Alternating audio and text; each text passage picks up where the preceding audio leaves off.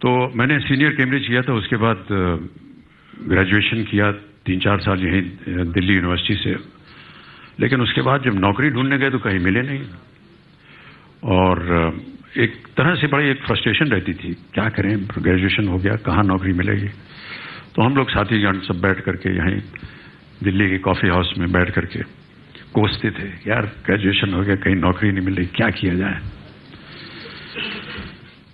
एक दिन एक भाई साहब थे, उन्होंने कहा यार ऐसा है, गलती हमारी नहीं है, गलती हमारे माता पिता की है, और गलती यह है कि उन्होंने हमें पैदा क्यों किया यार, दिस इज द प्रॉब्लम, पैदा किया इस वजह से आज हम लोग। मुझे लगा कि ये बहुत सही बात बोल रहा है, और जिंदगी में पहली बार और आखिरी बार बाबूजी के सामने में गया। कभी भी उनके सामने मैंने ऊंचे स्वर में बात नहीं की। मैंने कहा आज मुझे पता चल गया है कि वजह क्या है इन सब बातों की, आपने मुझे पैदा क्यों किया था। बाबूजी शांत रहे, कुछ बोले नहीं, और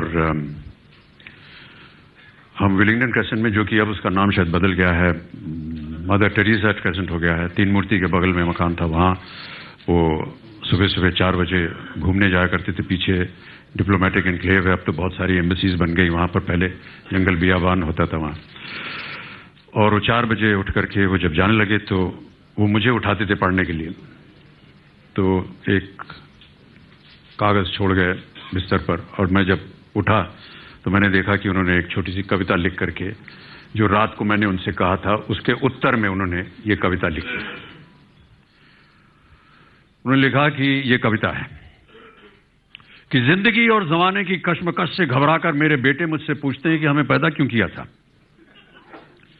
जिंदगी और जमाने की कश्मकश से घबराकर मेरे बेटे मुझसे पूछते हैं कि हमें पैदा क्यों किया था, और मेरे पास इसके सिवा कोई जवाब नहीं है कि मेरे बाप ने भी मुझसे बिना पूछे मुझे क्यों पैदा किया था।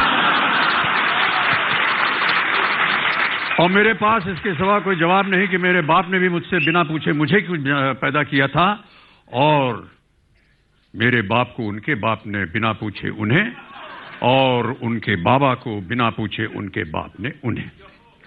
जिंदगी और जमाने की कश्मकश पहले भी थी, आज भी है, शायद ज्यादा, कल भी होगी, शायद और ज्यादा। तुम ही नई लीक रखना, अपने बेटों से पूछकर उनको पैदा करना।